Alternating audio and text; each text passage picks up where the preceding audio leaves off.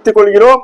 இந்த சட்டம் வந்த பிறகும் கூட சில கலெக்ஷன் டீமை சேர்ந்த சட்டவிரோத குண்டர்கள் இது ஏதோ பொதுத்துறை வங்கிகளுக்கு மட்டும் பொருந்தாது என்றெல்லாம் சொல்கிறார்கள். சட்டமன்றத்தில் மாண்புமிகு துணை முதலமைச்சர் அவர்கள் தெளிவாக சொல்லிவிட்டார்.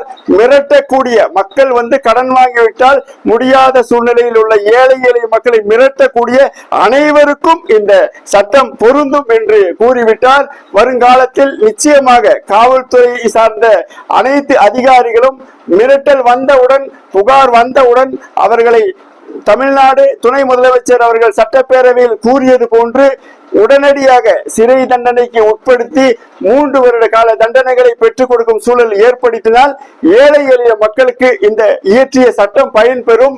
இந்த இயற்றிய சட்டத்தால் மக்கள் நல்லபடியாக வாழுவதற்கு இந்த தமிழ்நாடு முதலமைச்சர் அவர்கள் ஏற்பாடு செய்து கொடுத்ததற்கும் மக்கள் ஜனநாயக முன்னேற்ற கழகம் சார்பில் நெஞ்சம் நிறைந்த நன்றிகளை தெரிவித்துக் கொள்கிறோம்.